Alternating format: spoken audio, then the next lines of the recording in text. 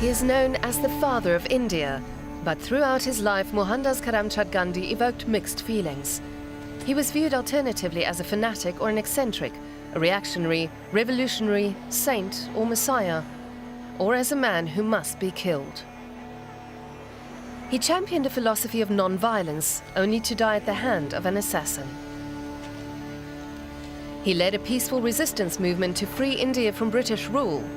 Yet, independent India was born at an hour of brutal carnage. Amid sectarian killings on an unprecedented scale, Gandhi risked his life to preach non-violence until his dying day. On January 30th, 1948, he was killed by a Hindu nationalist with 3 shots fired to the chest.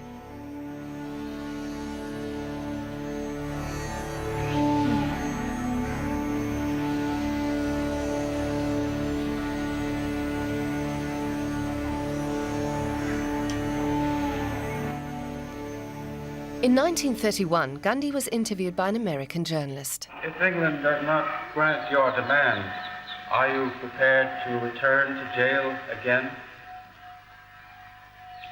I am always prepared to return to jail.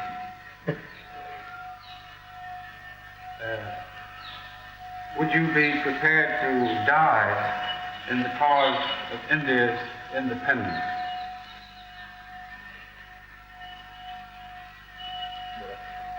It is a bad question.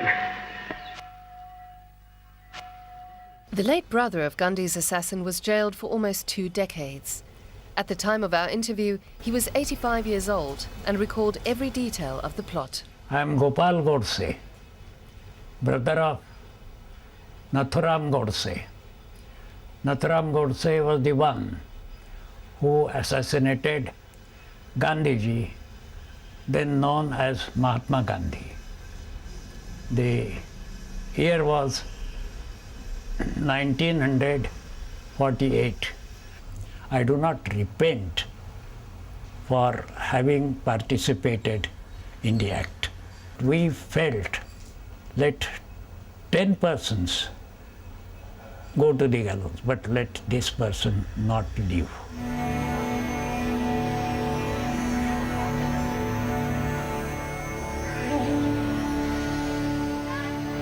In the Indian capital, Delhi, there are several sites dedicated to the memory of the man to whom the poet Tagore gave the name Mahatma, great soul. There's Samadhi, the site where Gandhi's body was cremated on a funeral pyre of sandalwood in accordance with Hindu funeral custom. The National Gandhi Museum. And Birla House, converted into a memorial museum after Gandhi was assassinated on its grounds. Every day, crowds of visitors flock there from all over the country, Bengal and Kerala, Uttar Pradesh and Manipur. Many Indians, rich or poor, still see it as their duty to make the pilgrimage and pay homage. The atmosphere feels more like a temple than a museum. One room has a series of dioramas depicting key scenes from Gandhi's life.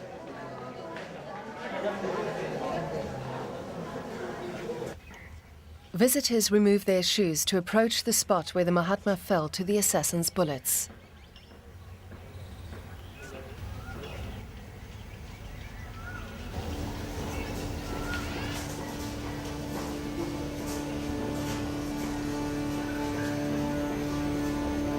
Frescoes, photographs, Gandhi's meager personal belongings, his notebooks, walking stick, letters, even his blood-stained clothes.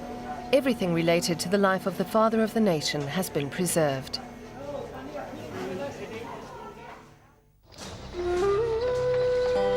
When Mohandas Karamchand Gandhi was born in 1869, India was firmly under Britain's imperial yoke. Like his father, he seemed destined to serve the ruling powers.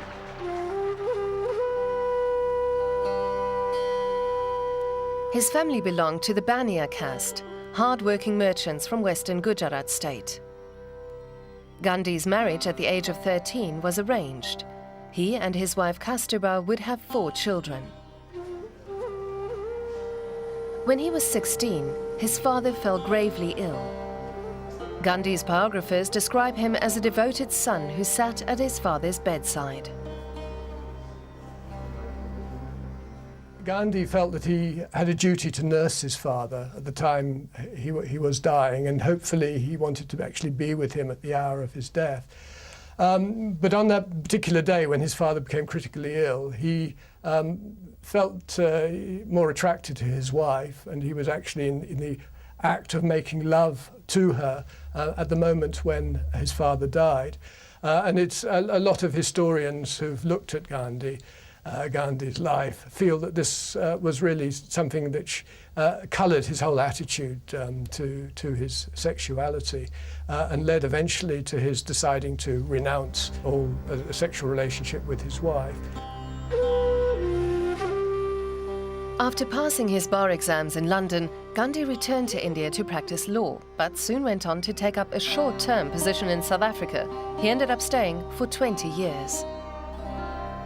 Initially, in his early years, Gandhi in South Africa had lived the life of a rich lawyer. He'd had quite an affluent lifestyle. He hadn't really changed, become this very ascetic person, dressing in hand-spun clothes and so on. He was wearing Western-style suits. He was living well. But then, on a train journey to Pretoria, a white passenger objected to Gandhi's presence in a first-class carriage. And though he had a first-class ticket, he was thrown off the train. He resolved to stay and fight for Indian equality in South Africa.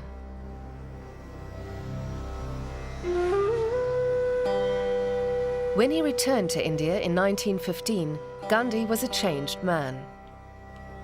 The barrister had become a political activist. Trading his English suit and tie for a dhoti, the traditional dress of the Indian poor, he set out to familiarize himself with the social problems in his homeland, traveling by train across the country, always in third class. The movement for Indian independence was gaining momentum. Gandhi addressed crowds in every town and village he visited. He spoke of human dignity, justice, and independence.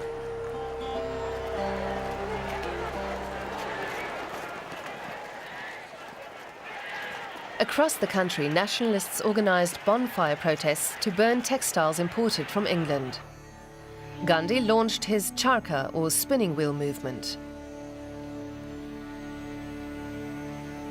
He declared it the patriotic duty of every Indian to spin 200 yards of cotton thread a day and to boycott textiles produced in the mills of Manchester and Liverpool.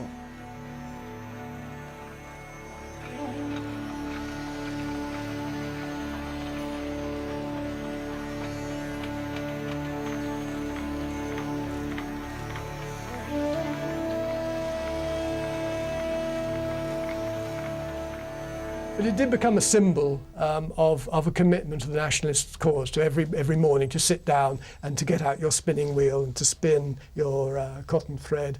And they became very skillful at it. You know, they would spend hours every day doing this. And Gandhi saw this as something which was almost a spiritual task of spinning, you know, for the good of the nation.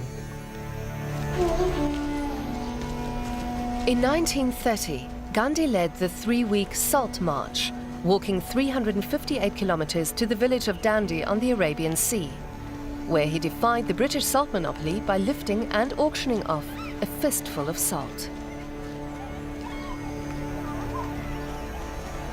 Gandhi and his followers were arrested, but it was a victory for the man who Churchill contemptuously called the half-naked fakir. Coverage of the march captured the world's attention.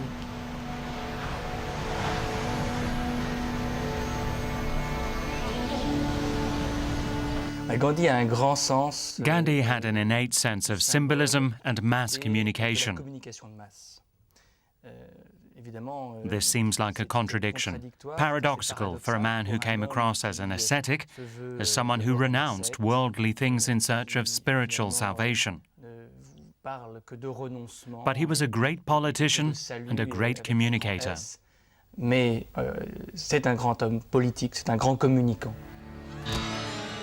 Gandhi's weapons were civil disobedience and non-violent resistance. The British countered with truncheons. Colonial repression was often brutal. Prisons were full.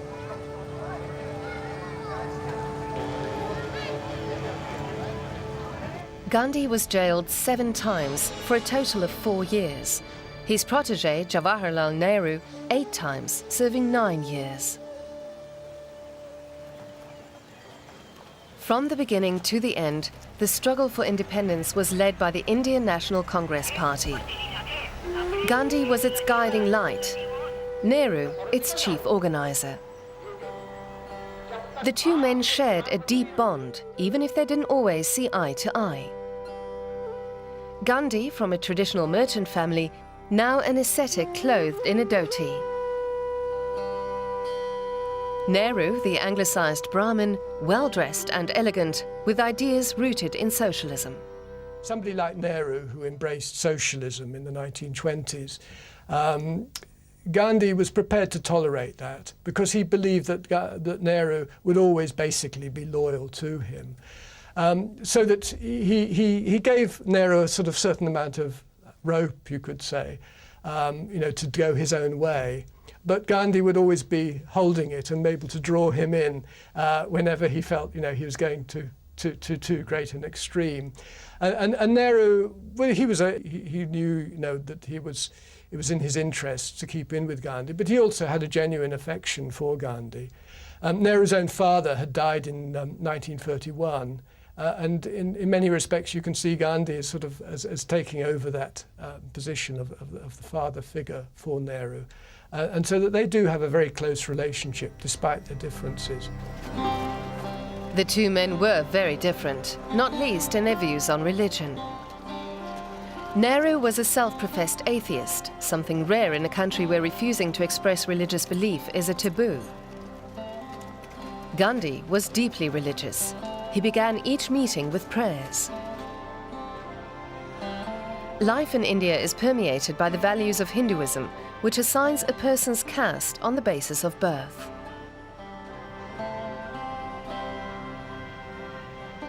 But Hinduism has been traditionally regarded as a tolerant religion, not given to proselytizing.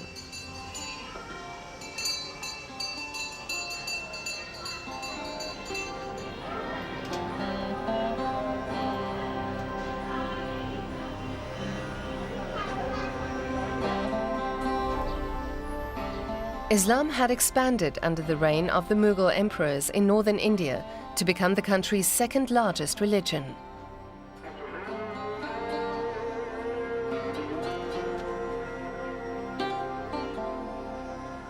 In British India, Muslims accounted for a quarter of the population.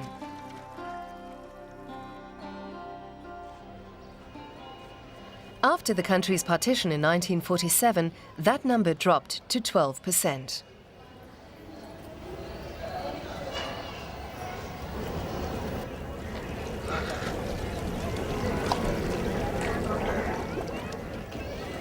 Hindus and Muslims had long enjoyed a peaceful coexistence, until political representation was attached to religious identity.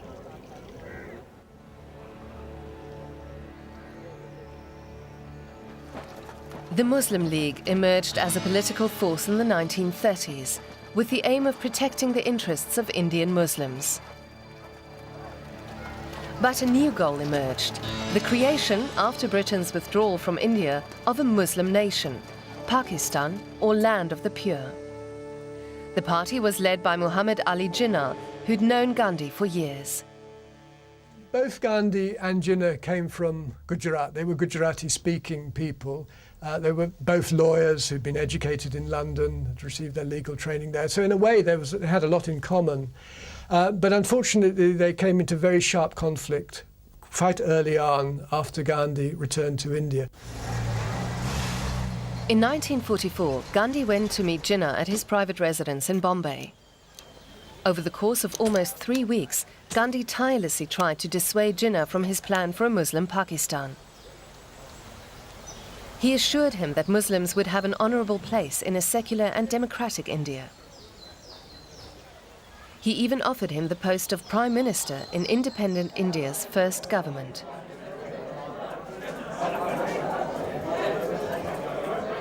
Jinnah ne supporte pas Jinnah couldn't stand the affection and attention he was shown by Gandhi, because like many Muslims, he viewed it as a patronizing attempt by Hindus to assimilate Muslims.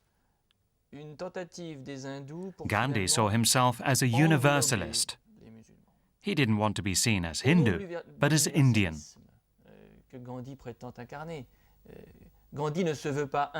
Yet everything about his style, his dress, was typically Hindu. His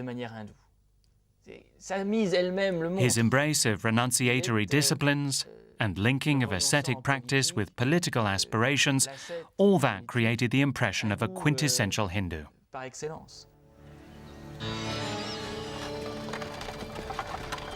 Shimla, the summer capital of British India. In 1946, the leaders of the Muslim League and Indian Congress Party met here to discuss ways to implement Gandhi's vision of a united, independent India.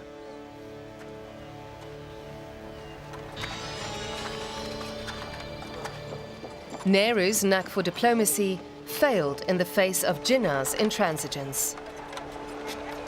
After 3 weeks, the talks broke down. Jinnah's campaign centered on a single topic. Congress was a Hindu party with a Hindu leader. If Hindus won the first elections after independence, Muslims would face assimilation and oppression. To survive, they needed their own state, Pakistan. So in 1946, he decides to take the matter to the streets.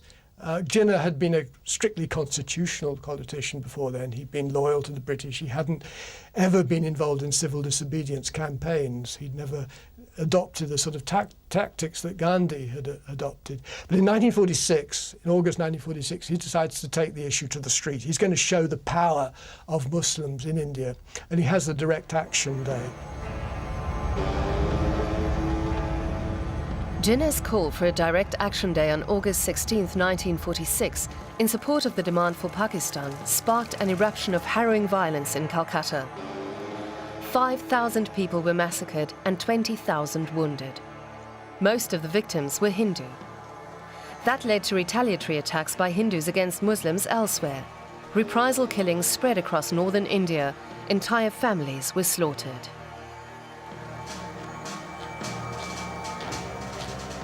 Some Hindus now claimed their religion was too passive and lacked martial ardor. To them, the Hindu value of tolerance was an inexcusable weakness, which had for centuries allowed first the Mughal and then the British empires to enslave the Hindu majority. They felt the time had come for Hindus to assert themselves and for Hindu men to reclaim their prowess. They wanted to reform Hinduism and boost Hindus' moral and physical strength. In every town and village where the movement had a local chapter, activists convened mornings and evenings for ideological training and physical drills to prepare to fight Muslims who were once again the enemy.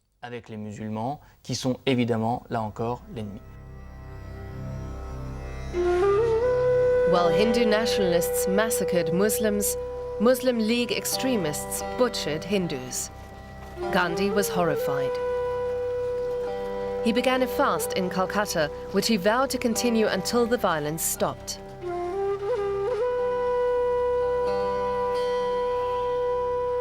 He refused to relinquish his vision of an India where the two communities could live in friendship and peace.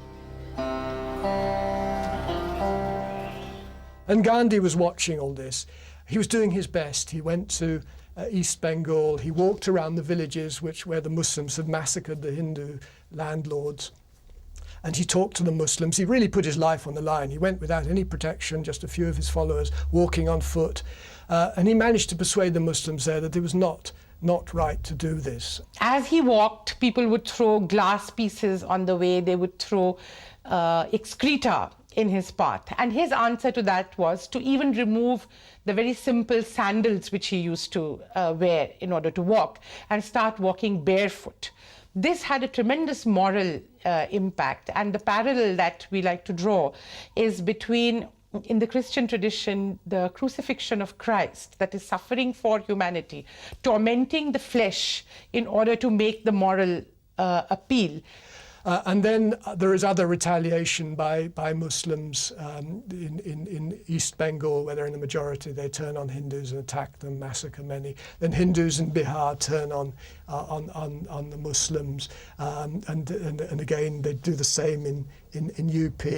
And then in the Punjab, we see the Muslims retaliating by attacking the Sikhs and killing a lot of Sikhs in March 1947. So the whole thing is blowing up in a way that's becoming really completely uncontrollable. In March 1947, Lord Louis Mountbatten arrived in Delhi. As the last Viceroy of India, he'd been tasked by the British Prime Minister to negotiate an exit deal with Indian leaders. Mountbatten appeared bent on hastening the end of imperial rule and soon came to favour the option of partition. Gandhiji said again and again, leave India to anarchy, but don't partition it. We will sort it out. Once you are gone, then we will see how to do it. But the British said, we will go only after you decide who should get what. And that is how partition became absolutely inevitable. So Gandhiji went to the extent of saying that partition could only take place on his dead body.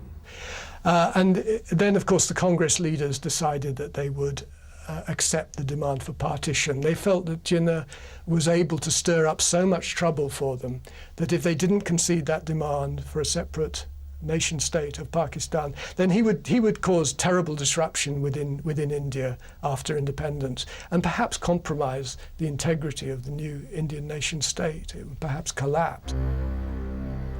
Sir Cyril Radcliffe was appointed chairman of the Boundary Commission in charge of equitably carving a Muslim-majority state from British India. He was assisted by 2 Hindus and 2 Muslims because he himself knew nothing of India. That was why he'd been chosen, to guarantee objectivity and fairness. Most of India's Muslims lived in the north. The plan called for the creation of one state with 2 territories, East and West Pakistan, located 2,000 kilometers apart. But Hindu and Muslim communities in Bengal and Punjab were inextricably mixed. Drawing borders was an exercise in absurdity. On August 15, 1947, the partition between India and Pakistan was made official. As the clock had approached midnight, Jawaharlal Nehru, the first Prime Minister of independent India, addressed the nation. Long years ago, we made a tryst with destiny, and now the time comes when we shall redeem our pledge. At the stroke of the midnight hour, when the world sleeps, India will awake to life and freedom. But the very morning after independence celebrations, Hindus in Pakistan and Muslims in India began to flee their homes. Muslims headed for Pakistan, while Hindus set off for India.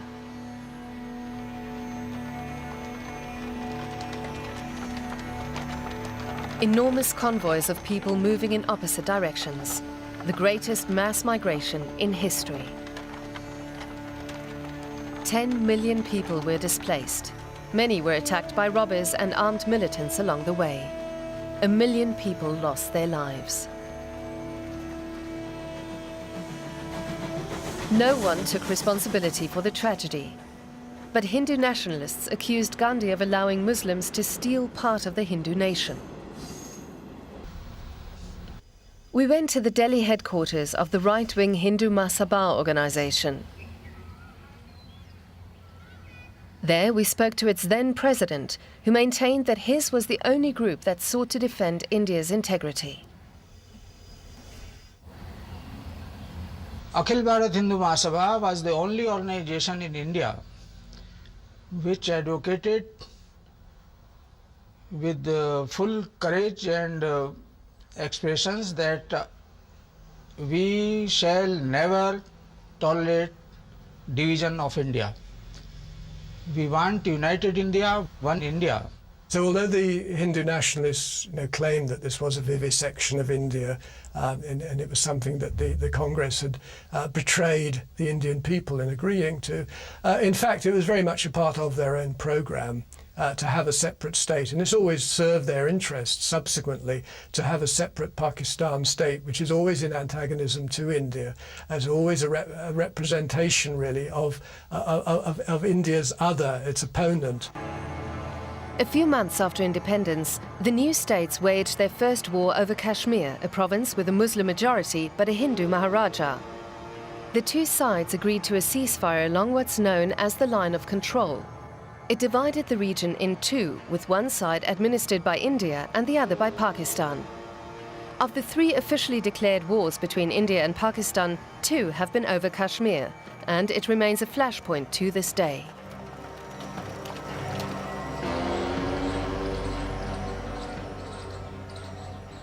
On September the 9th, 1947, Gandhi moved into the Delhi home of his friend, the industrialist and Congress Party supporter Ghanshyam Das Birla. In January of the following year, Gandhi began another indefinite fast, saying he would only eat if he saw a plan to stop the continuing violence. Hindus who had fled persecution in Pakistan were dumbfounded by Gandhi's empathy for Muslims, which was inherent in the second, indirect goal of his fasting.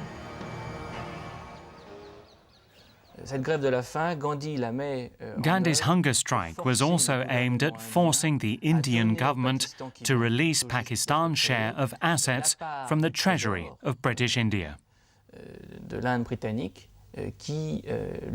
Gandhiji, that stood in favor of Pakistan and said that I shall go on hunger strike, I shall die, and the 55 crores should be given. Then only I shall release my fast. At that moment, some youths like me decided, you will not die of hunger strike, you will die of bullets now. Hindu nationalists found it scandalous that Gandhi would fast to ensure India respected the financial clauses of the partition agreement and transfer 550 million rupees to a country that had launched armed cross-border raids on Kashmir. So on the 20th of January, there was an attempt. As far as I remember, 7 of the accused were present at the prayer meeting.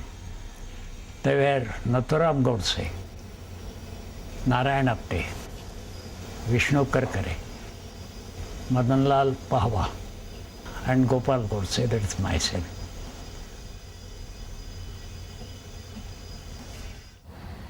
The attack of January 20th was botched. Gopal Godse was unable to reach the window from which he planned to fire his gun. He hadn't thought of bringing a ladder. So I tried from the window. I could not reach my hand also.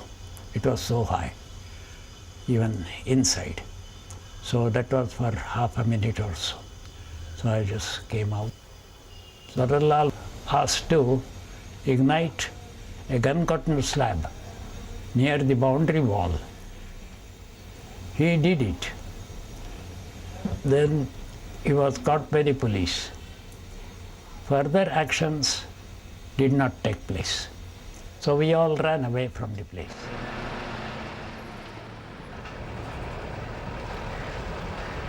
The group fled back to Pune to plan a renewed attack. Their accomplice, who'd set off the homemade bomb, was arrested. Under interrogation, he revealed the names of his co-conspirators. Even now, there is debate in India as to why police failed to apprehend the men for 10 days.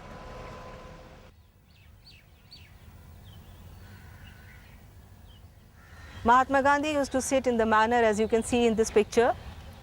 This was taken on 29 January on the eve of his passing away. He would address, people would be sitting here, some would be very angry with him that they would think, I mean, I don't know, there was a thinking amongst them that Bapu did not do enough to prevent the partition.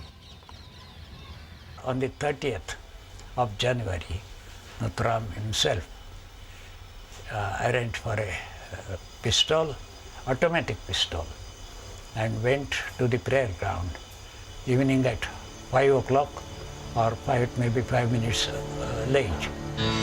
The columns indicates the exact spot where Gandhi was felled by the assassin's bullet. The assassin lay in waiting for the Mahatma in this corner. As the Mahatma reached this spot to go there, he stepped forward. He took 3 steps, bowed before Mahatma Gandhi, and he shot him point blank, 3 bullets.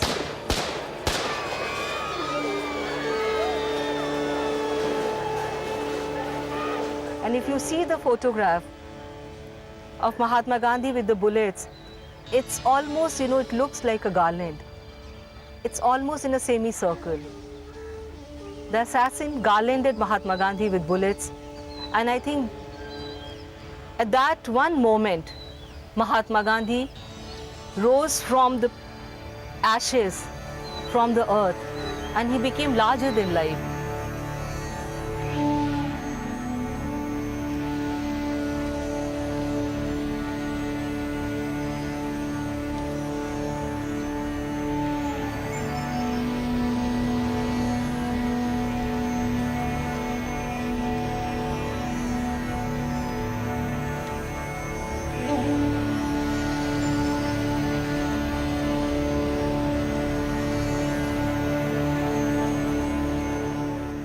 In a radio broadcast, Nehru announced the news of Gandhi's death. The light has gone out of our lives, and there is darkness everywhere.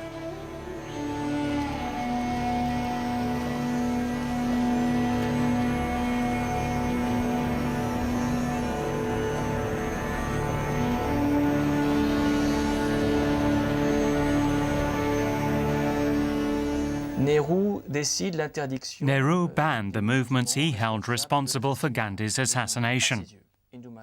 The Hindu Mahasabha and the Hindu volunteer organization, the RSS. 20,000 RSS militants were jailed. Gandhi supporters targeted the Brahmins of Maharashtra, the caste to which the assassin Godse belonged, and which was closely associated with the Hindu Mahasabha and the RSS.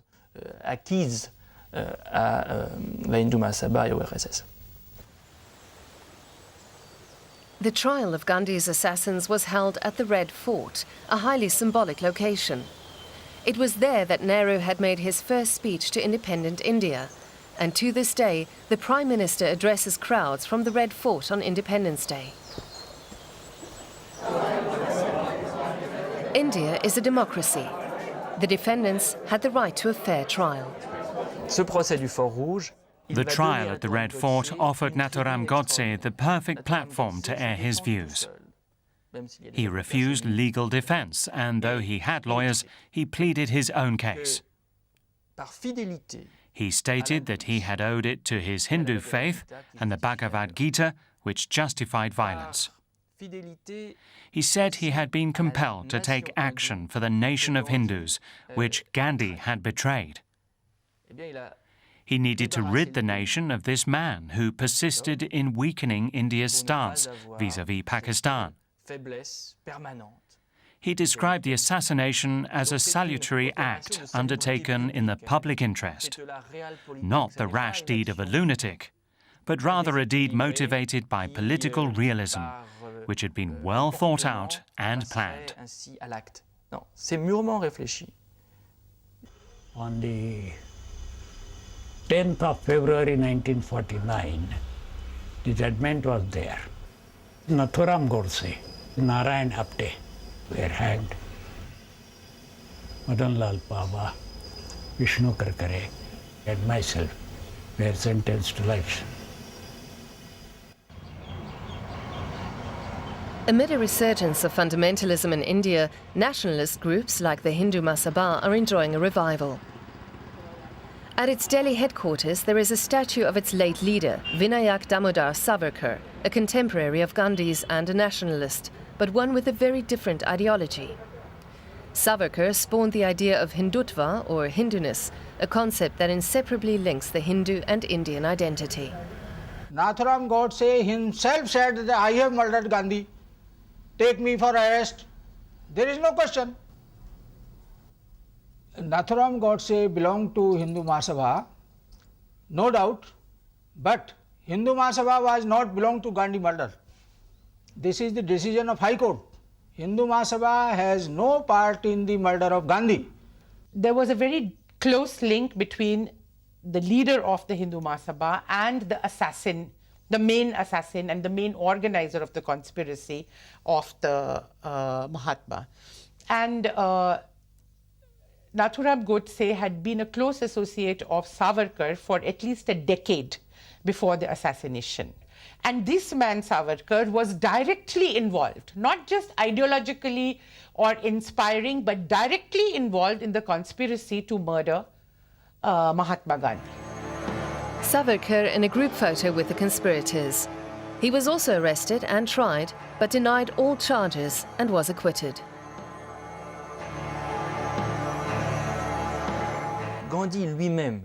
Gandhi himself said after the first assassination attempt, maybe the assailant is right. Maybe I am a nuisance in independent India.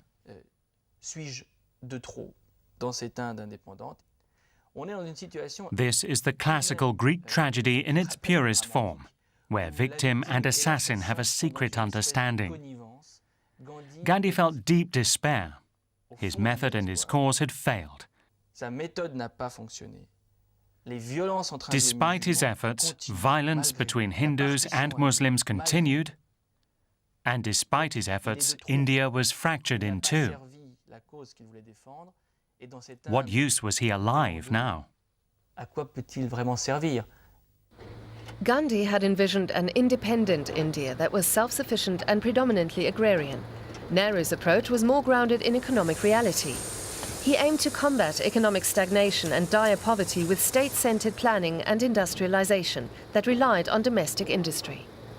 After independence, Nehru went all out for modernization of India, economic modernization, in developing large-scale industries, in building large dams, which he described as the new temples to India, which would replace the older temples. It's difficult to know how Gandhi would have responded to this had he been alive after 1948. And it's likely that Gandhi and Nehru would have come into some conflict over this, because Nehru didn't really put very much into trying to maintain the Gandhian economic program. To this day, Gandhi disciples gather on Fridays to spin cotton at his cremation site. The same hand wheel, the same motions as back then, when cotton was spun to create the basis for economic independence.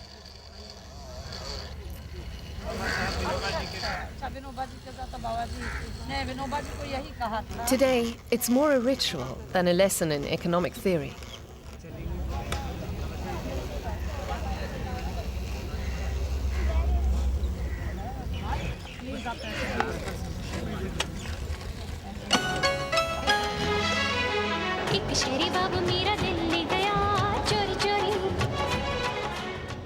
Gandhi's principle of self-sufficiency did prevail until the early 1990s. Measures like high tariff walls and exchange rate management protected domestic industry from foreign competition.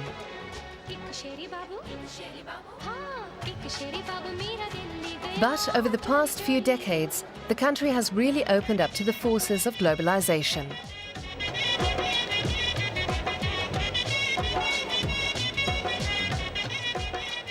A growing middle class shops at new malls. Are these the temples of India today? If Gandhi returned to India today, he would be aghast to see how far the country, particularly the middle class, has succumbed to Western consumerism. He preached the importance of self-sufficiency for each village, the defense of the weak, and a form of asceticism according to such dictates as don't consume more than you need, respect nature. There was a clear environmental subtext to Gandhi's message.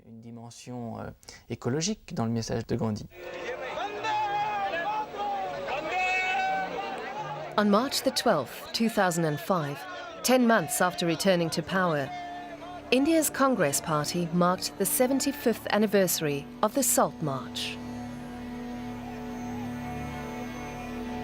Hundreds of people walked in the Mahatma's footsteps, following the same 358-kilometer route for 26 days. Marchers donned traditional white khadi clothing made of homespun cotton and the iconic Gandhi cap.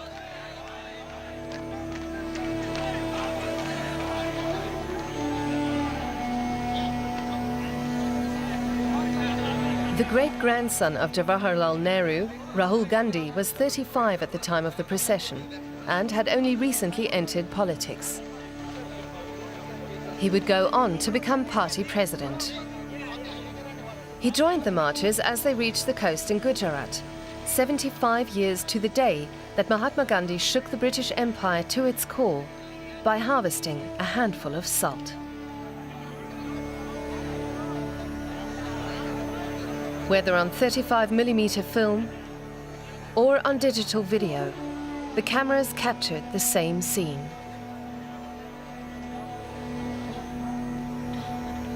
Globalization has swept aside many of Gandhi's principles, but the Mahatma's fundamental message has endured, a message that speaks of the power of peace, forgiveness and freedom, and can transcend even the hatred that killed him.